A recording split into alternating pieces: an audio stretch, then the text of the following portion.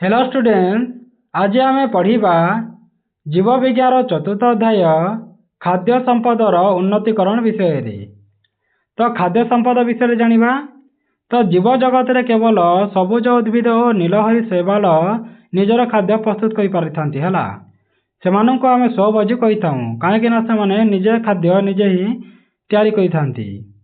तो प्राणी और अन्य जीव माने निजर खाद्य पाई सदाबेले सबुज उद्भिद और अन्य प्राणी मानकरे उपरे निर्भरशील होइथांती।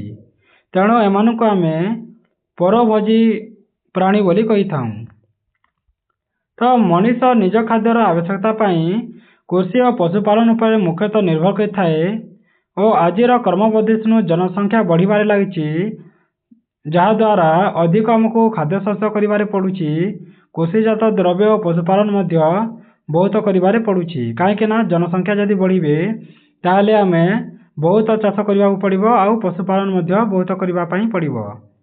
तो मात्र वर्तमान परिवर्तित परिवेश जोटा परिवर्तन होछि परिवेश गुड़ाक और जलवायु परिवर्तन घटुछि, ता द्वारा चाष जमीर ह्रास पाउछि और उत्पादन बढ़ाइबारे मुख्य प्रतिबंधक मध्य सृष्टि करुछि और आमको उत्पादन करिबारे बहुत मुश्किल हो जाउछि हैला बा प्रतिबंधक लागुछि आउ। तेणु शस्य उत्पादन बढ़ाइबा पई आमको कृषिर बुद्धि किपरि हेबो और ताको आमे विकास किपरि करि परिबा से विषय रे आमको भाबिबाकू पड़िबो।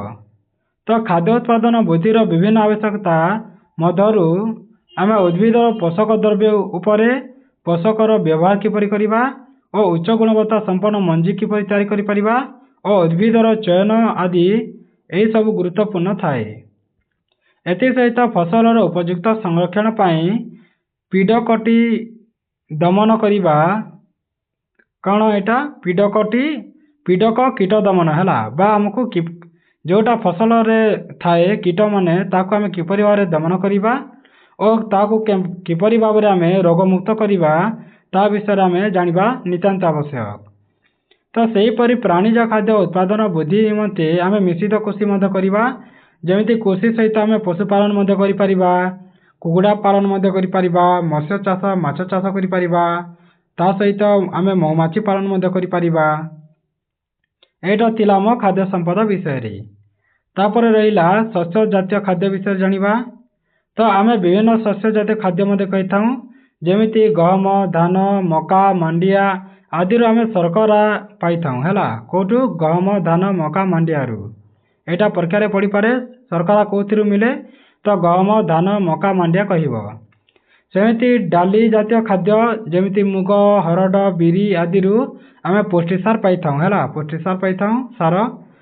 तापरे एठा तो आमे पुष्टिसार पाइलु, तापरे तैलबीज जातीय खाद्य रे जेमिति चिनाबादाम सूर्यमुखी आदि आमे खाइबा तेल पाइथाऊ और पनिपरिबार विभिन्न विटामिन मध्य पाइथाऊ हैला और धातुसार मध्य पाइथाऊ, विटामिन सहित धातुसार भी मिली।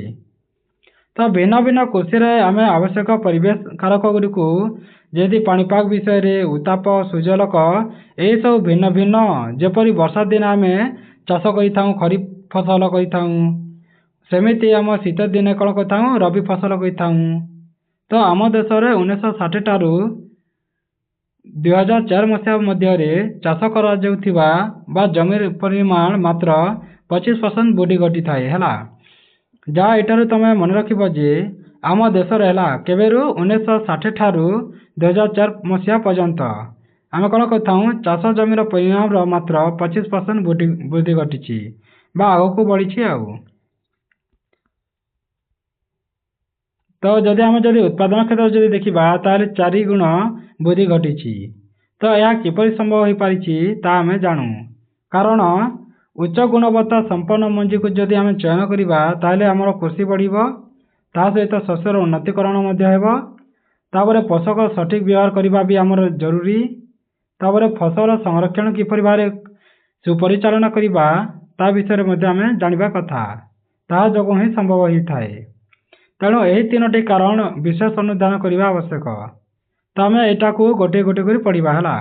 प्रथम शस्यर उन्नतीकरण विषय जाना, तापर पोषक सठिक व्यवहार किपरि करि परिबा से विषय जाना, तापर फसल संरक्षण सुपरिचालना किपरि भाबरे करि परिबा ता विषय मध्य आम जाना।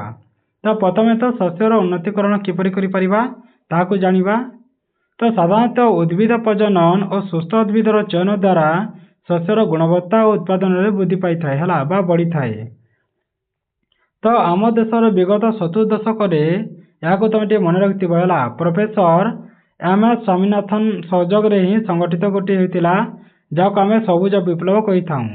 यह जो आम नुआ किस्म खाद्य शस्य रूपे आम पाइलु।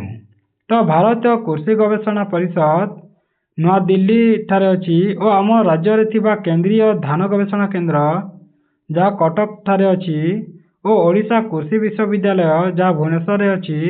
यह जो ही विभिन्न उन्नत और नूतन किस्म धान और अन्य फसल प्रचलन हो पारुअछि।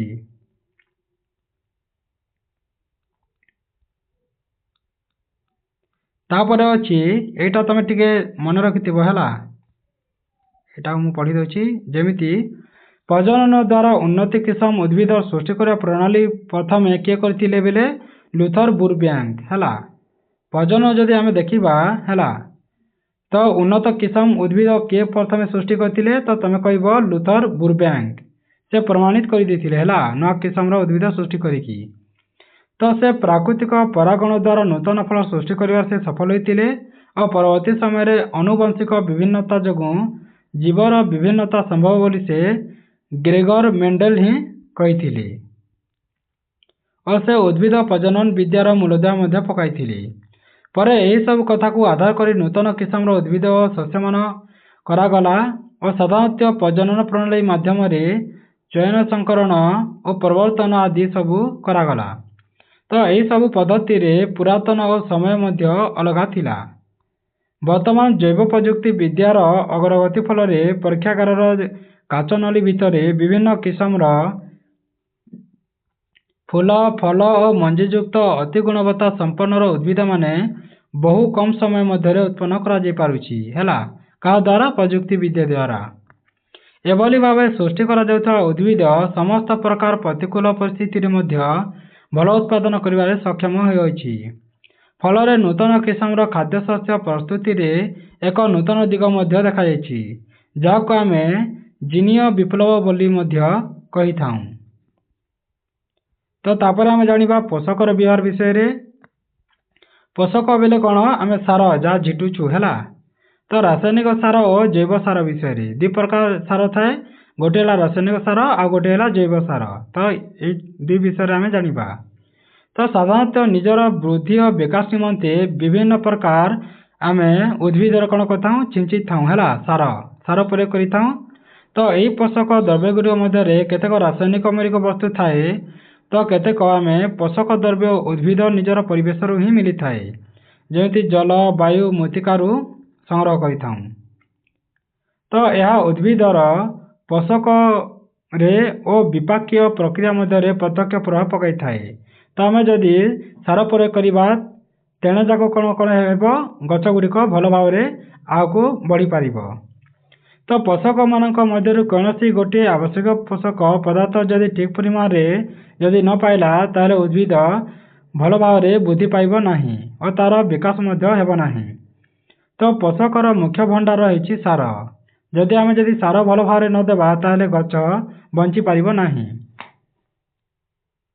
तो कौन है आम पोषकर मुख्य भंडार है जहाँ मुझे कहली सार ताको आम दुई भाग में व्यस्त करा जोटा मुझे प्रथम कही गोटे है रासायनिक सार और गोटे हूँ जैव सार है। गोटे केमिकाल तैयारी होता है जहाँ को आम रासायनिक सार कही था आ गोटे जीवर होता है बा जैव सार जहाँ कहूँ जहाँ मुझे भल भाव कहीदेवी तुमको। जमी शस्य उत्पादन में सारर भूमिका अत्यंत गुरुत्वपूर्ण थाए तेणुक उत्तम शस्य उत्पादन पर ठीक सारर व्यवहार करने आमको आवश्यक पड़ी था। प्रथम आम रासायनिक सार विषय जाना रासायनिक सार किपर होता है। तो उद्भिदर अभिवृद्धि आम आवश्यक पोषक सार आम दे था है रासायनिक सार गुड़ाक जमी जबक्षारजान फस्फरस पोटासियम ये सब कौन करता मृत्तिका किंबा जैव सार ठीक परिमाण मिलू नथिबारु कौन होता है रासायनिक सार बहुल भाव में व्यवहार करा है।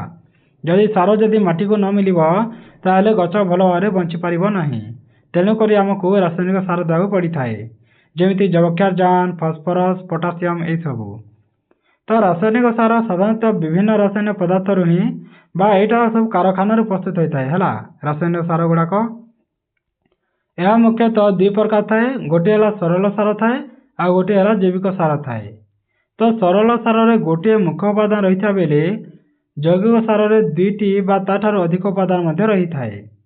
तो शस्य क्षेत्र में रासायनिक सार प्रयोग बेले आमको सार मात्रा उपर गुरुत्व देवाक पड़ी थाए कहीं जदि आम जदि बहुत देदेवा सार ताहले गछ दुर्बल हो मरी भी पार है तो विकास कर पारिबो नाही नचे से समस्त जलसेचन करिबा बा वर्षा जल करिबो बा अन्यान्य उपाय धई होई गले ता जलीय परिसंस्था रे मिसी जाय थाए तो सेटा खराब हो जीवो हला आउ जल प्रदूषण समस्या मध्य सृष्टि करथाए जदि आम बहुत जदि सार जदि प्रयोग करिबा तारे कोन हबो जल प्रदूषण मध्य होई थाए।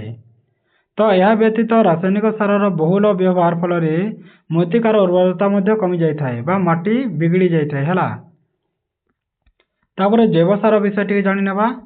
तो जैव सार बा जैविक सार साधारणतः कौन होता है उद्भिद तथा प्राणी मानकर देहावशेष बा मलमूत्र ही होता है ताकू आम अपघटन प्रक्रिया द्वारा उत्पन्न करताऊ केते दिन रखिकी आम जमी खत सार एमती करना तुम जानिथिब खत रे किपरि आम सार प्रयोग करताऊ। तो एटा सबको गोबर को है खत गोबर एटा को आम जैव सार बोली कहि परिबा है जमीती एटारे कौन होता है जैव पदार्थ बेसी मिलता है ये। तो जमीती गोबर खत मुझे कंपोस्ट सबुज सार आम कौन करता गोटे घास को आम जैव सार ए पास आम नहीं पारूँ है सेमती जिया सार ये सब जैव सार व्यवहार पाई आम परिवेश अनुकूल होता है आउ माटीर किसी समस्या सृष्टि हो न थाए। अपर पक्षर जदि देखा तो रासायनिक सार उद्भिद को यथेष्ट पोषक जगाउथिले से कौन करता है बलका अंश तल मृत्तिकार बहुत दिन धरी रही मृत्तिकार उर्वरता क्षय करने सहित अन्य समस्या सृष्टि करता है। जदि आम कौन करवा जदि आम जदि रासायनिक सार झिंटिबा उद्भिद रे तो उद्भिदर जोटा माटी अच्छी चेर सेटा को कौन करता है मृत्तिका को तलर मृत्तिका कौन करता है से क्षय करता है खराब कर जाए ताऊँ गोटे बड़ समस्या है। तो रासायनिक सारर जैव विघटन शीघ्र हो न थाए आउ जैव सार कौन होता है विघटन प्रक्रिया शीघ्र होता है जहाद्वारा मृत्तिका क्षय हो न थाए तेणु आम बहुत गुड़े जैव सार आम कौन करने कथा झिटिबा कथा है जैव सार प्रयोग करने कथा आउ रासायनिक सार बदल में आम बहुत गुड़े कौन करने कथा जैव सार को आम प्रयोग करने कथा बहुत गुड़े। तो गृहपालित पशु मानकर मलमूत्र को गुहालर बड़का घास को पाल कुटा पाउंस पनीपरिया चोपा को ए सब को आम जैव आवर्जना को गोटे गातर पकई थाऊ आम जैव सार कर आम खत है। तो समय क्रमे से सब अणुजीव मान द्वारा अपघटित हो खतरे हो जाए सब मिसिकी खत हो जाए।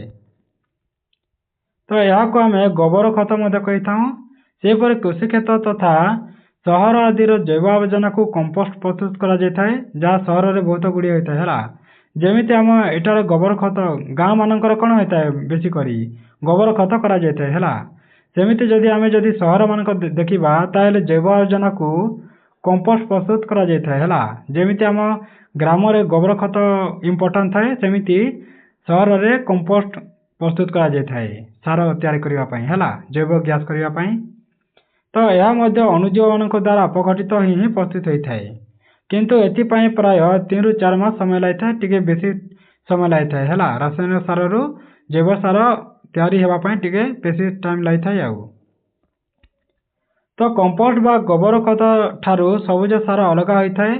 तो सबुज सार प्रथम चाष जमी रे प्रकृत कृषि कार्य आरंभ करें ता पूर्व जमी को चाष कर छण गुअर धनीचा बरगुड़ी ये सब बिहन बुणा जाए है किछि दिन पर कौन है से सब मंजी गजा बाही थाए और छोट बड़ सबुज गचर परिणत होता है जमीती आम कही था है जमीती सबुज घास गुड़ाक होता है आउ पर से समस्त सबुज गछ को कौन कराए हल कर माटी मिसाई दी जाए है सेटा को से माटी रे भल से मकटी देकी कौन होता है ହଳ କରି ମାଟିରେ ମିଶାଇ ଦେଇଥାଏ। ଆଉ ଫଳରେ ସେଗୁଡ଼ିକ ଖତ ବା ସାରରେ ପରିଣତ ହୋଇଥାଏ, ଯାହାକୁ ଆମେ ସବୁଜ ସାର ମଧ୍ୟ କହିଥାଉ ହେଲା। ତ ସବୁଜ ସାର ଜୈବିକ ସାରର ଅନ୍ୟ ଏକ ଉଦାହରଣ ହୋଇପାରିବ। ଜିଆ ସାର ବା ଭର୍ମି କମ୍ପୋଷ୍ଟ ଜିଆ ଦ୍ୱାରା ଜୈବ ପଦାର୍ଥରୁ ହିଁ ହୋଇଥାଏ। ଏହା ଏକ ଉନ୍ନତ ମାନବ ଜୈବିକ ସାରର ନମୁନା ଅଟେ। ତ ଆଉ କ'ଣ ହୋଇପାରିବ, ଯେମିତି ଏଥିପାଇଁ ଆବଶ୍ୟକ ଜୈବିକ ପଦାର୍ଥ ମଧ୍ୟରେ ଗୋବର, ଶୁଖିଲା ପତ୍ରକୁ ମଧ୍ୟ ହୋଇଥାଏ, ନଡ଼ାକୁ ହୋଇଥାଏ ଓ କୃଷିଜାତ ଦ୍ରବ୍ୟକୁ ମଧ୍ୟ ହୋଇଥାଏ ଓ ରୋଷେଇ ଘରର ଜୈବିକ ଆବର୍ଜନା ଆଦି ମୁଖ୍ୟ ଉପାଦାନ ଅଟେ ହେଲା ଜୈବର।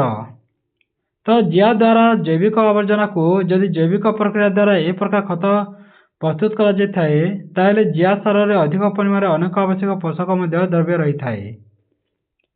ତ ଉଦ୍ଭିଦର ଆବଶ୍ୟକ ପୋଷକ ପଦାର୍ଥଗୁଡ଼ିକୁ ମୃତ୍ତିକାରେ ଉପଲବ୍ଧ କରାଇବାରେ ସହାୟକ ମଧ୍ୟ ହୋଇଥାଏ ଓ ଅଣୁଜୀବ ପୋଷଣକୁ ଜୈବ ଉର୍ବରକ ବା ବାୟୋ ଫର୍ଟିଲାଇଜର ମଧ୍ୟ କୁହାଯାଇଥାଏ ହେଲା, ଯାହା ଆମେ କରିଥାଉ। ଏହି ଅଣୁଜୀବମାନଙ୍କ ମଧ୍ୟରେ ଆଜାଟୋବ୍ୟାକ୍ଟର, କ୍ଲୋଷ୍ଟ୍ରିଡ଼ିୟମ ଓ ରାଇବୋଜିୟମ ଏହିସବୁ ପ୍ରଧାନ ଅଟେ ହେଲା, କାହାକୁ ଆମେ ବାୟୋ ଫର୍ଟିଲାଇଜରକୁ କହିଥାଉ। ତ ଅଣୁଜୀବ ବ୍ୟତୀତ ଅନ୍ୟାନ୍ୟ କେତେକ ଏକକୋଷୀ ଜୀବ ଥାଏ, ଯେମିତି ନୀଳହରି ଶୈବାଳ, ସିଆନୋବ୍ୟାକ୍ଟେରିଆ ଆଉ କେତେକ କବକ ମଧ୍ୟ ଥାଇଥାନ୍ତି।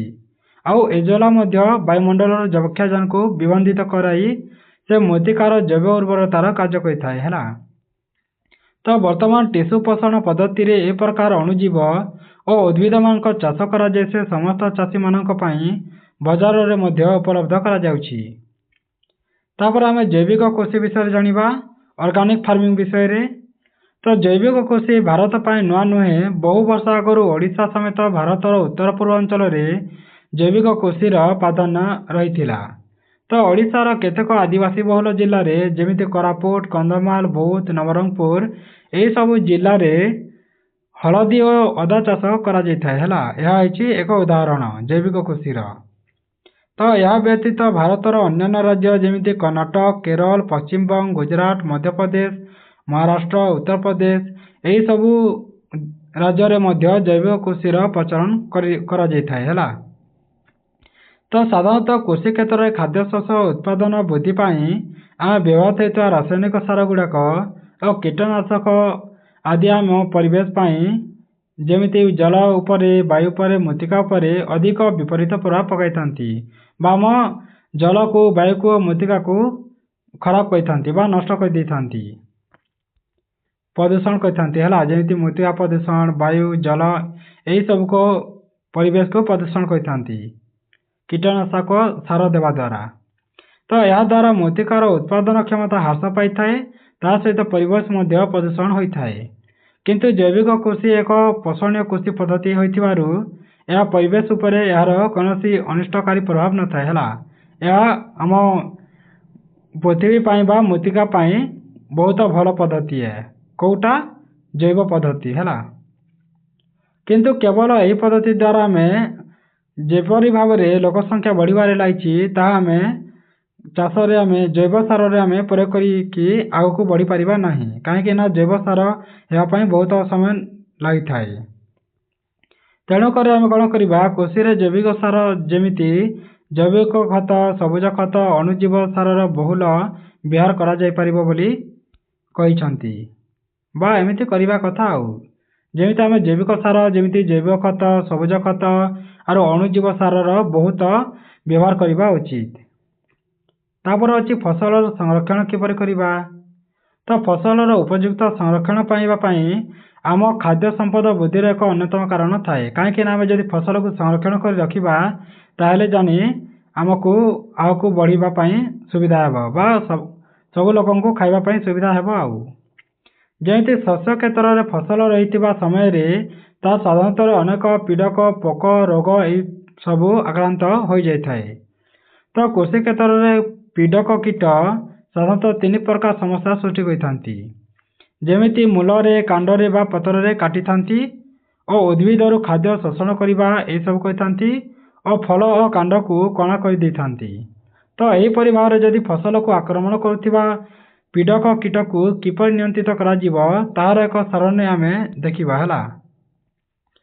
तो यही पीड़क मान नियंत्रित न कले से माने प्राय 50-70% शस्य नष्ट कर दे पारिबे। तो एणु शस्य क्षेत्र में पीड़क और रोग गुड़िकर नियंत्रण नितांत आवश्यक हो पारे। तो यह सकाशे सबुठार सहज उपायटी है पीड़क नाशकर व्यवहार। जदि पीड़क नाशक व्यवहार करवा ताहले जानी बा कीटनाशक औषध है जहाँ कही था पीड़क नाशक। जदि आम कीटक को जदि नाश करवा ताहले आमको कीटनाशक औषध छिंचिबाकू पड़िबो और तृणकुमारी और कवकुमारी मध्य अंतर्भुक्त। तो बहुत गुड़िए मेडिसिन आसी जहाँ आम कीट को आम नाश कर पारिबा है ता छिंचिबा द्वारा आमर कीट गुड़ाक सब मरिबे बा मृत्यु मुखरे पड़िबे। आउ ए समस्त विभिन्न रासायनिक पदार्थ को तैयारी होता है कौथिरु रासायनिक पदार्थ ही तैयारी होता है सब कौन कीटनाशक औषध गुड़ाक।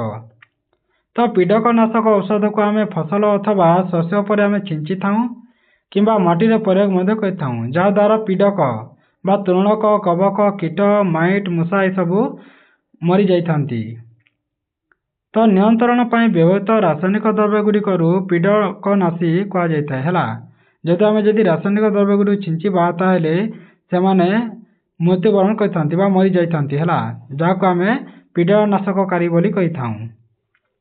तो एगुड़िकर व्यवहार यथेष्ट मात्रा कम करने आवश्यक। जदि यह आम कम करने कथा कहीं यह द्वारा परिवेश प्रदूषण आशंका रही है कहीं बेसी जदि आम जदि रासायनिक प्रयोग करवा ताहले आम गछ भी बंची पारिबो नाही। तो पोक और रोग प्रतिरोधक विहन व्यवहार करने कथा आउ फसल पर्याय और मिश्रित फसल चाषर प्रचलन करने कथा शस्य विहन बुणवा समय परिवर्तन करने कथा सुस्थ विहनर चयन करने और किपरि भाव ताकू विशोधन करा विषय ध्यान देवा कथा खराटिया चाष ध्यान देवा कथा बेले वर्षा शीत खरा एमती कौन चाष कले भल हो पार विषय चिंता करने कथा। तो जलर सुविनियोग करने कथा केते पानी लागिबो केते कौन। तो एठार लिखाई मुख्य फसल गुड़िकर पीड़क कीट नियंत्रण पदक्षेप। जदि आम जदि देखा धान में कौन कौन पोक लगी था जमी गंधी पोक पतर डिया पोक ये सब लगी था। तो आम क्षयक्षति हेले कौन करवा जमी फूल धरवा समय आक्रमण करती गंध पोक कौन करता जिते बेले धानर फूल धरवा समय कौन करता आक्रमण करती है गंधी पोक गुड़ाक। तो क्षयक्षति हेब। तो आम कौन करवा कथा यार जदि जदि आम गंधी पोक को मारवा हेले आमको मोनोक्रोटोफॉस नोवास्क्रो एरा स्प्रे गुड़ाक है नोवान स्प्रे मोनोक्रोटोफॉस क्लोरपाइरिफॉस फ्रेश एटा जो जिते भी स्प्रे गुड़ाक अच्छे सब छिंचिबा कथा है जहाद्वारा आम गंधी पोक गुड़ाक मरी पार बा कीट पतंग गुड़ाक मृत्युवरण कर। सेमती एमती बहुत गुड़िया अच्छी तुम टेबुल को पढ़ी नवा मुझे कौन करी सेटारे देदेवि है सर्ट वीडियो गोटे छाणीदेवी यहाँ को जमीती सेमती एटारे अच्छी जमी गहम कौन होता है झुंटिया सुंडा पोक थाए कांड बिंदा माछी लगी थाए सेमती आखुरे अगबिंदा पोक थाए एमती क्षयक्षति कौन होता है यहाँ लिखा यही कीट जदि थिले कौन होता है क्षयक्षति कौन होता है आम किपरि भाव में नियंत्रण करिपरिबा तार उपाय एटारे लिखा है। तो रोगर नियंत्रण किपरि भाव करिपरिबा डिजीज कंट्रोल विषय में जानिबा।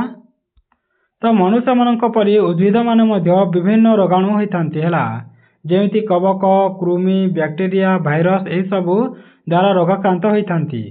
तो यही प्रकार रोगाणु उद्भिदर विभिन्न अंग प्रत्यंग मध्य देई प्रवेश करिथाए और निजर वंशवृद्धि करिथांती।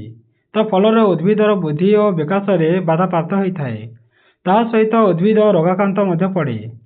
तो खाद्य शस्य अन्य फसल रोग लगिले यार उत्पादन कमिजा सह फसलर गुणात्मक मान ह्रास पाई।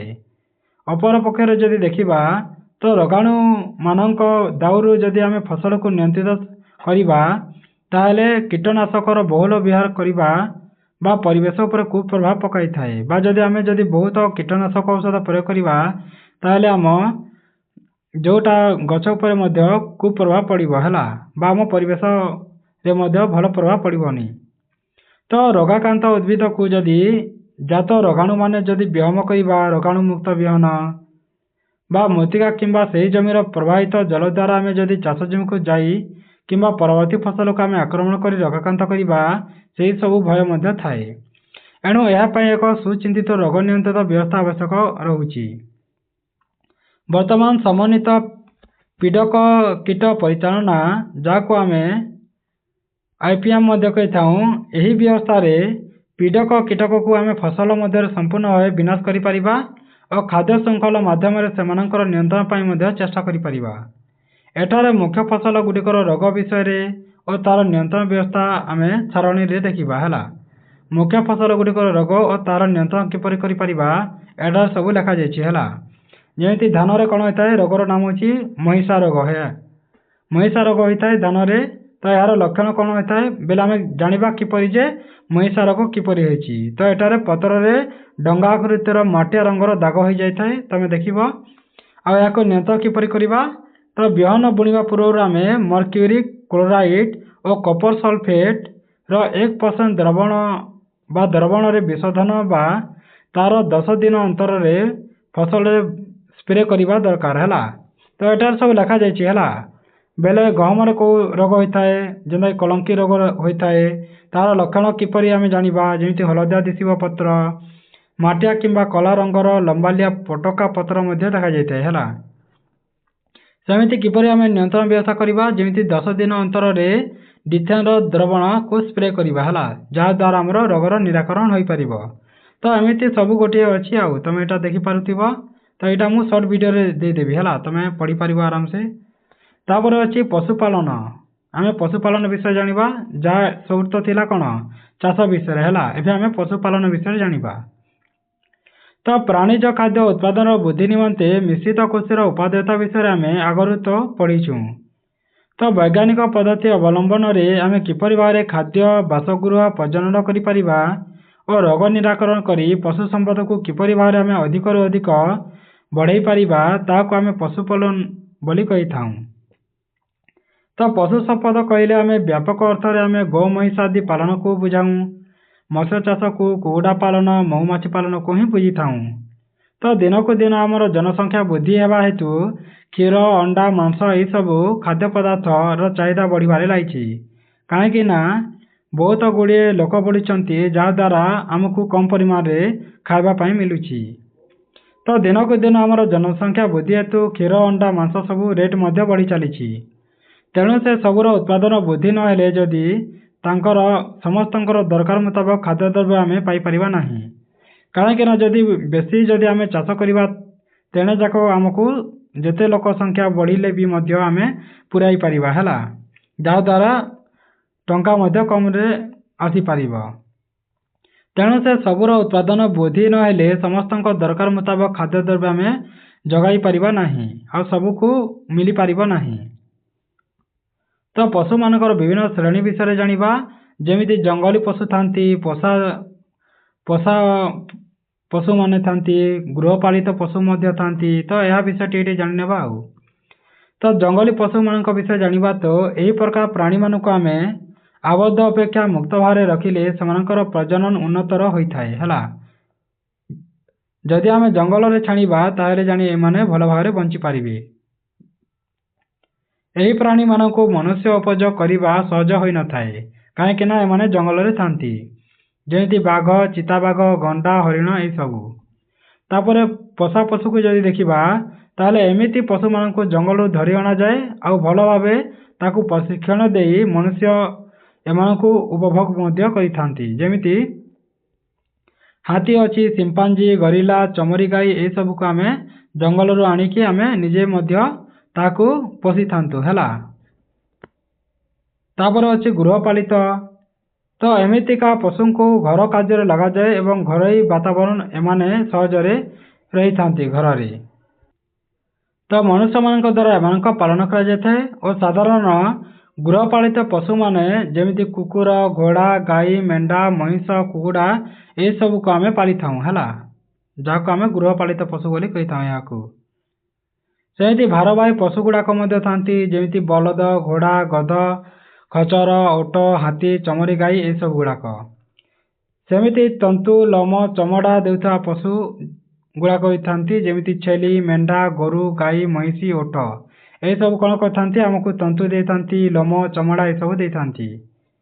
ସେପରି ମାଂସ ଓ ଅଣ୍ଡା ମଧ୍ୟ ଦେଇଥାନ୍ତି, ଯେମିତି କୁକୁଡ଼ା ଓ ହଂସ।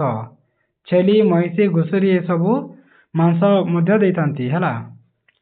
ସେମିତି ଦୁଗ୍ଧ ଏବଂ ମାଂସ ଯୋଗାଉଥିବା ପଶୁ ମଧ୍ୟ ଥାନ୍ତି, ଯେମିତି ଭାରତରେ ବିଭିନ୍ନ ପ୍ରକାର ପଶୁଙ୍କୁ ଦୁଗ୍ଧ ଓ ମାଂସ ଯୋଗାଇବା ପାଇଁ ସେମାନଙ୍କର ଉପଲବ୍ଧି ଓ ଆଞ୍ଚଳିକ ଅବସ୍ଥାକୁ ଆମେ ପାଳନ କରିଥାଉ।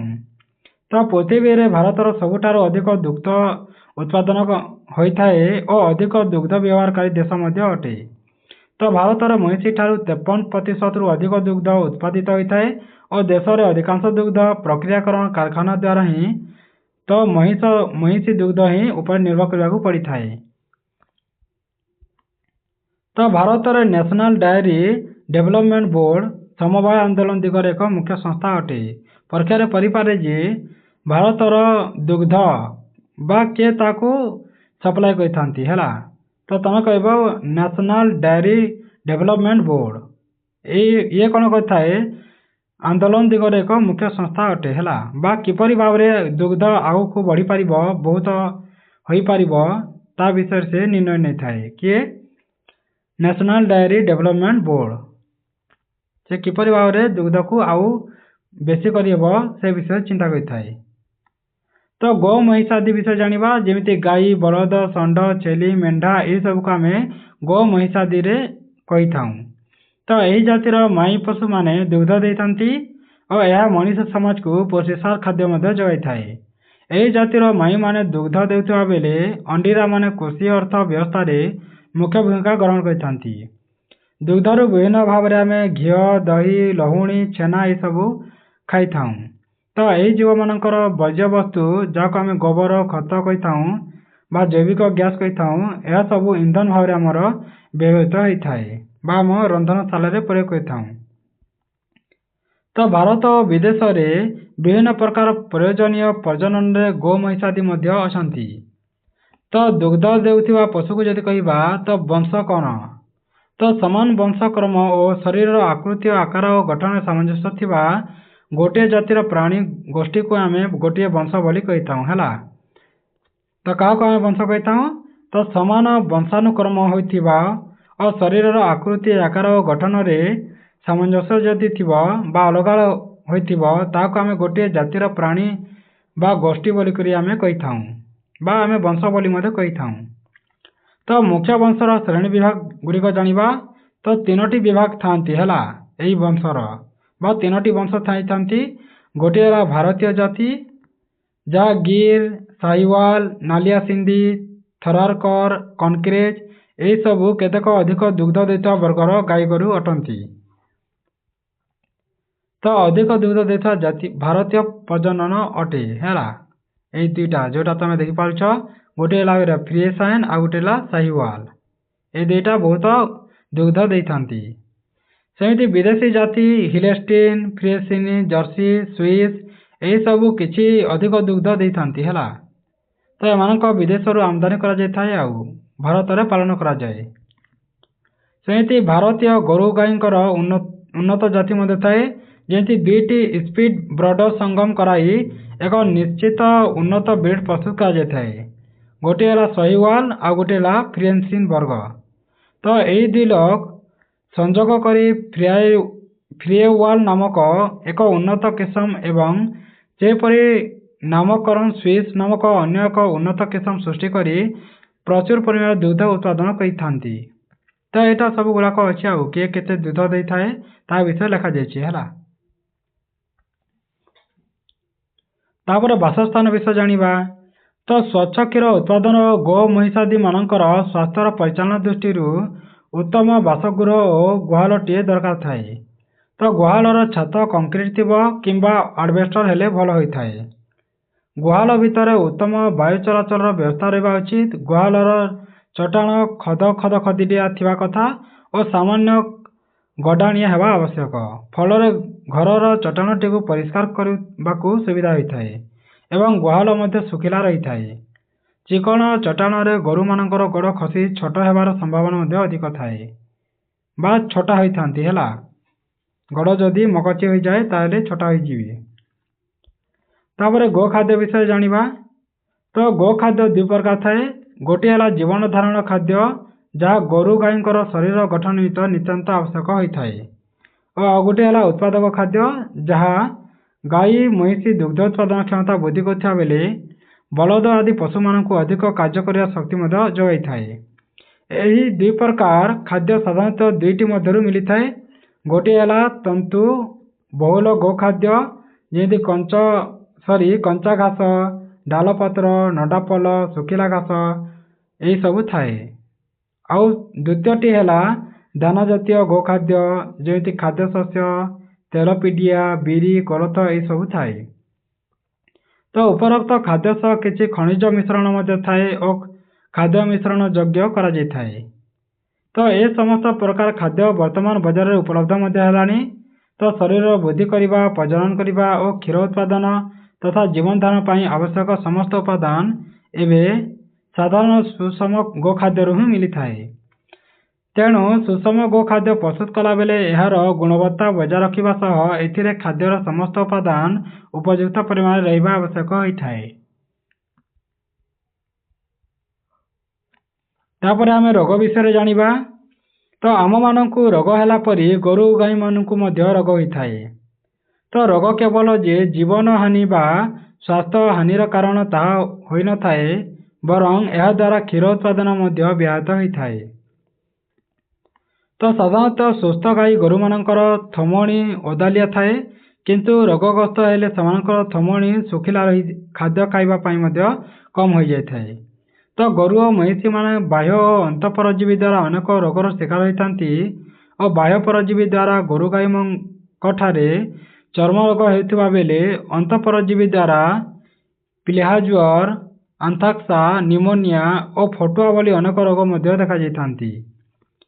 तो गुहालर परिष्कार परिच्छन्नता करवा वायु चलाचल हेबा और गाई गोरु मानकर शरीर परिष्कार परिच्छन्नता करवा जमी शरीर को मली धूली पशिबा ब्रश मारी झड़ी देउथिबा कथा और लोम को सफा करने कथा।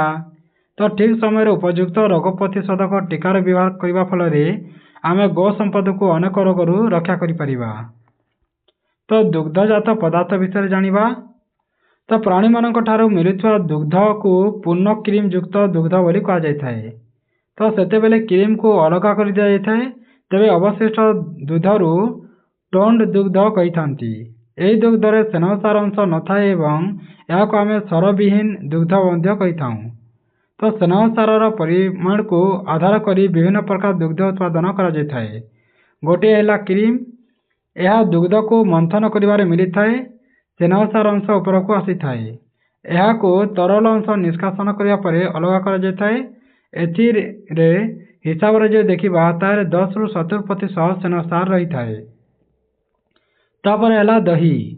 तो बीजाणुकर प्रतिक्रिया जो दुग्ध दही रे परिणत होता है। तापर अच्छी घोल दही। तो दही रु लहणी काढ़ा परे बाकी तरल पदार्थ को आम घोल दही कही थाऊ। तापर अच्छी घी। तो लहणी को गरम कले जलीय अंश बाष्पीभूत होता है एवं 100% स्नेहसार रही जाए। तापर घनीभूत दुग्ध। तो चीनी मिसाई बा न मिसाई दुग्धरू पानी अंश को अलग करी अधिक सांद्र करा जाय थाए। एथिरे 31% कठिन होता है दुग्ध ता सहित 9% स्नेहसार मध्य थाए जहाँ आम घनीभूत दुग्ध बोली कही थाऊ। ताचे गुंड दुग्ध मध्य अच्छी यह दुग्धर गुंड अवस्था को कहा जाए। तापर छेना अच्छी जहाँ दुग्ध पुष्टिसार सहित स्नेहसार और जल बसीगले छेना होता है। सेपरी खुआ अच्छी। तो जलीय अंश बाष्पीभूत करी प्राय 70 रु 75 अंश कमाई एक शुष्क दुग्ध उत्पाद प्रस्तुत करा जाय थाए। तापर अच्छी गोबर। तो गोबर को मुख्यतः घसी तैयारी करी ईंधन भाव में जालिबारे व्यवहार करा जाय थाए। तो भारतर मुख्यतः गाँ मानक यार व्यवहार होता है और कृषक माने मध्य गोबर को जैविक गैस भाव में व्यवहार करथांती और रही जाउथिबा अंश को खत मध्य कर दियंती। तापर जैविक गैस प्लांट विषय जानिबा जहाँ आम गोबर गैस प्लांट मध्य कही थाऊ। तो जैविक गैस प्लांट होउछि एक कोठरी जोथिरे जीवजंतु वर्ज्य वस्तु जमी गाई गोबर महिष गोबर यही सब रखा जाए है।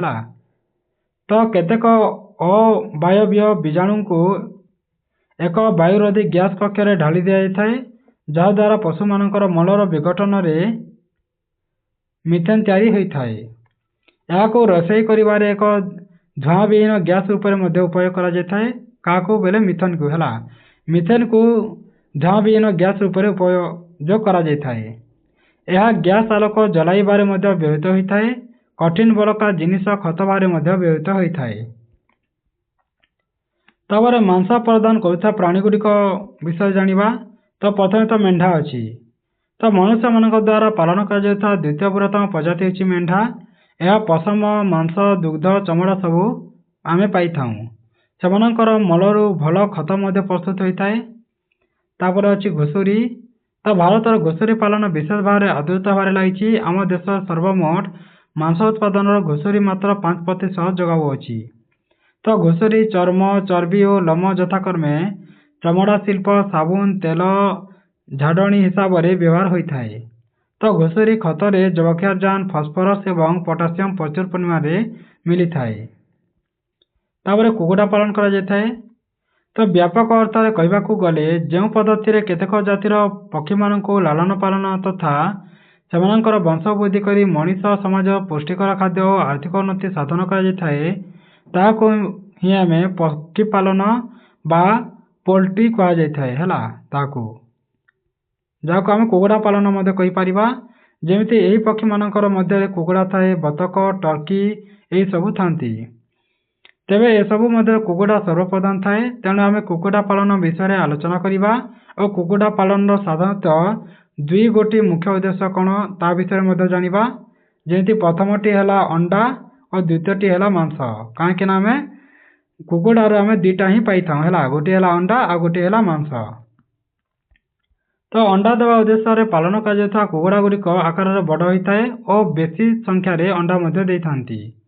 ଯେମିତି ହ୍ୱାଇଟ୍ ଲେଗ୍ ହର୍ନ, ମିନାର୍କା, ଆଙ୍କେନା ଏହିସବୁ ଗୁଡ଼ାକ ହେଲା କୁକୁଡ଼ା ଗୁଡ଼ାକ, ତାଙ୍କର ନାମ ଗୁଡ଼ାକ। ଆଉ ତ ହ୍ୱାଇଟ୍ ଲେଗ୍ ହର୍ନ କୁକୁଡ଼ା ବର୍ଷକୁ ପ୍ରାୟ 280ରୁ 300 ପର୍ଯ୍ୟନ୍ତ ଅଣ୍ଡା ଦେଇଥାଏ। ପରୀକ୍ଷାରେ ପଡ଼ିବା, ଟିକେ ମନେ ରଖିଥିବ। କେଉଁ କୁକୁଡ଼ା ବର୍ଷକୁ ପ୍ରାୟ 280ରୁ 300 ପର୍ଯ୍ୟନ୍ତ ଅଣ୍ଡା ଦେଇଥାଏ? ତ ତମେ କହିବ ହ୍ୱାଇଟ୍ ଲେଗ୍ ହର୍ନ। ଏଇଟା ତମେ ଦୁଇଟା ଦେଖିପାରୁଛ ହେଲା। ହ୍ୱାଇଟ୍ ଲେଗ୍ ହର୍ନ ତାର ନାମ, କୁକୁଡ଼ାର ନାମ।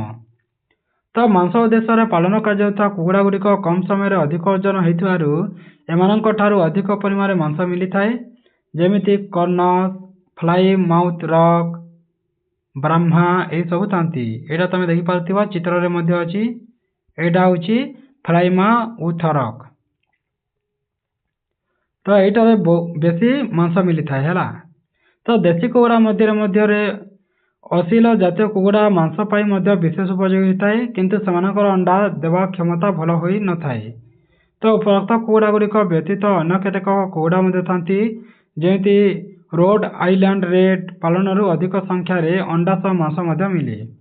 ଆଜିକାଲି ଦେଶୀ କୁକୁଡ଼ା ଅସିଲ ସହ ବିଦେଶୀ କୁକୁଡ଼ା ହ୍ୱାଇଟ୍ ଲେଗ୍ହର୍ନର ସଂରକ୍ଷୀକରଣ କରାଇ ନୂତନ ଜାତୀୟ କୁକୁଡ଼ା ମଧ୍ୟ ସଂକୀର୍ଣ୍ଣ ବା ସୃଷ୍ଟି କରାଯାଇଥାଏ। ତ ଏଥିରୁ ଆମେ କ'ଣ ଜାଣିବା, ବହୁତ ଗୁଡ଼ିଏ କୁକୁଡ଼ାରୁ ମଧ୍ୟ ଆଜିକାଲି କ'ଣ ହେଉଛି, ଦେଶୀ କୁକୁଡ଼ାକୁ ଅସଲି ସହ ବିଦେଶୀ କୁକୁଡ଼ା ଯାହାକୁ ଆମେ ହ୍ୱାଇଟ୍ ଲେଗ୍ହର୍ନର କହିଥାଉ, ଏହାରୁ ଦୁଇଟାକୁ ମିଶାଇକି ମଧ୍ୟ ନୂଆ ଜାତିର କୁକୁଡ଼ା ସୃଷ୍ଟି କରାଯାଇପାରୁଛି।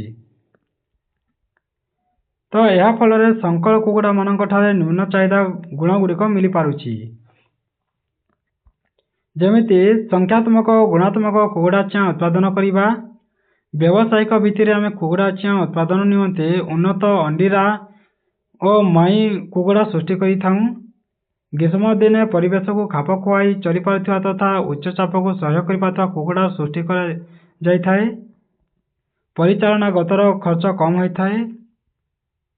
ସର୍ବୋପରି ଅଣ୍ଡା ଦେବା କୁକୁଡ଼ାର ଆକାର ଛୋଟ କରି ଶସ୍ତାରେ ମିଳୁଥିବା କୃଷି ଉପଜାତ ପଦାର୍ଥକୁ ଆମେ ଖାଦ୍ୟ ଭାବରେ ମଧ୍ୟ ବିନିଯୋଗ କରିଥାଉ। ତ ଅଣ୍ଡା ଓ ମାଂସ ଉତ୍ପାଦନ ବିଷୟରେ ଜାଣିବା। ତ ମାଂସ ନିମନ୍ତେ ପାଳନ କରାଯାଉଥିବା କୁକୁଡ଼ାମାନଙ୍କୁ ଭିଟାମିନ୍ ଯୁକ୍ତ ଅଧିକ ଖାଦ୍ୟ ଦିଆଯାଏ, ଯାହାଦ୍ୱାରା ସେହି କୁକୁଡ଼ାମାନଙ୍କରେ ମାଂସ ବୃଦ୍ଧି ଭଲ ଭାବରେ ଘଟିଥାଏ। ତ ବ୍ରଏଲର କୁକୁଡ଼ା ପାଳନ ବେଳେ ସେମାନେ ଯେପରି ରୋଗଗ୍ରସ୍ତ ହୋଇ ମୃତ୍ୟୁମୁଖରେ ନ ପଡ଼ନ୍ତି ଓ ପର ଛିଣ୍ଡି ଯାଇ ଅସୁନ୍ଦର ଦେଖା ନ ଯାଆନ୍ତି ସେଥିପ୍ରତି ମଧ୍ୟ ନଜର ଦେବାକୁ ପଡ଼ିଥାଏ। ତ କୁକୁଡ଼ା ପାଳନରୁ ଅଧିକ ଉତ୍ପାଦନ କରିବାକୁ ହେଲେ ଉତ୍ତମ ପରିଚାଳନାଗତ ଜ୍ଞାନ ରହିବା ଆବଶ୍ୟକ ଅଟେ। ଯେମିତି ଗୃହର ତାପମାତ୍ରାକୁ ବଜାୟ ରଖିବା, ଗୃହ ପରିବେଶ ଭଲ ଥିବା କଥା, ଖାଦ୍ୟ ଓ ଜଳ ପରିବେଷଣ ସ୍ୱାସ୍ଥ୍ୟ ରକ୍ଷାର ନିୟମ ପାଳନ କରିବା କଥା, କୁକୁଡ଼ାମାନଙ୍କର ବିଭିନ୍ନ ରୋଗର ନିବାରଣ କରିବା ଓ ତାକୁ ଚିକିତ୍ସା କରିବା ଦରକାର। ମାଂସ ଉଦ୍ଦେଶ୍ୟରେ ପାଳନ କରାଯାଇଥିବା ବ୍ରଏଲର କୁକୁଡ଼ାମାନଙ୍କର ଖାଦ୍ୟ, ପୁଷ୍ଟି ଓ ପରିବେଶର ଆବଶ୍ୟକତା, ଅଣ୍ଡା ଉଦ୍ଦେଶ୍ୟରେ ଲାଳନ ପାଳନ କରିବା କଥା। ତ ବ୍ରଏଲର କୁକୁଡ଼ା ଖାଦ୍ୟରେ ପୁଷ୍ଟିସାର, ସ୍ନେହସାର, ଭିଟାମିନ୍ ଏ ଓ କେ ଅଧିକ ପରିମାଣରେ ଥାଏ। ଏହା ତମେ ଟିକେ ମନେ ରଖିଥିବ।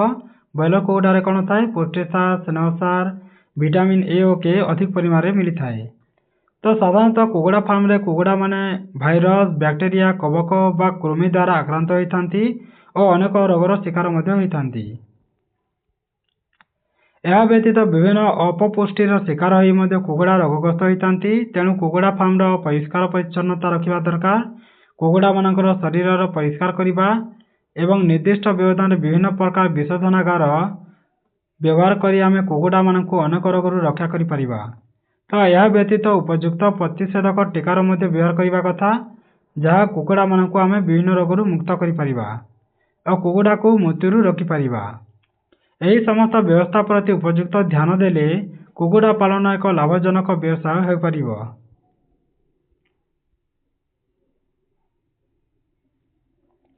ତାପରେ ଆମେ ଜାଣିବା ମତ୍ସ୍ୟ ଚାଷ ବିଷୟରେ। ତ ଭାରତ ଭଳି ଏକ ବିକାଶଶୀଳ ଦେଶରେ ପୁଷ୍ଟିସାର ଜାତୀୟ ଖାଦ୍ୟର ଚାହିଦା ଅଧିକ ଥାଏ। ତ ଏହି ଚାହିଦାର ପୂରଣ ନିମିତ୍ତ ମାଛକୁ ଆମେ ବହୁଳ ଭାବରେ ବ୍ୟବହାର କରିଥାଉ, କାରଣ ଏହା ସହଜରେ ଓ ସୁଲଭ ଦରରେ ଉପଲବ୍ଧ ହୋଇଥାଏ। ତ ଅନ୍ୟପକ୍ଷରେ ଯଦି ଆମେ କୁକୁଡ଼ା ପାଳନ, ଗୋମଇଁଷି ଆଦି ପାଳନ, ଘୁଷୁରୀ ପାଳନ ଏହିସବୁ ତୁଳନାରେ ଆମେ ମାଛ ଚାଷ ଅଧିକ ଲାଭଦାୟକ ହୋଇଥାଏ ବା ବେଶୀ ଫାଇଦା ହୋଇଥାଏ। ଆଉ ଆମ ଦେଶରେ ଥିବା ମଧୁର ଜଳ ସମ୍ପଦ ଯେମିତି ପୋଖରୀ, ନଦୀ, କେନାଲ, ହ୍ରଦ, ଜଳଭଣ୍ଡାର ଏହିସବୁରେ ଆମେ ମାଛ ଚାଷ କରିଥାଉ। ତ ମାଛ ବ୍ୟତୀତ ଏହି ଜଳାଶୟ ଗୁଡ଼ିକରେ ଚିଙ୍ଗୁଡ଼ି ଓ କଙ୍କଡ଼ା ଭଳି ଆର୍ଥ୍ରୋପୋଡା ଏବଂ ଗେଣ୍ଡା ଓ ଶାମୁକା ଭଳି ମଲୁସ୍କା ଜାତୀୟ ପ୍ରାଣୀ ମଧ୍ୟ ଆମେ ଉତ୍ପାଦନ ବା କୃଷି କରିଥାଉ। ତ ମାଛ ସାଧାରଣତଃ ଦୁଇଟି ସ୍ଥାନରେ ମିଳିଥାଏ। ଗୋଟିଏ ହେଲା ମାଛ ଚାଷ ପୋଖରୀ ଓ ଅନ୍ୟଟି ପ୍ରାକୃତିକ ଜଳାଶୟ ଯେମିତି ପୋଖରୀ, ନଦୀ, ହ୍ରଦ ଓ ସମୁଦ୍ର।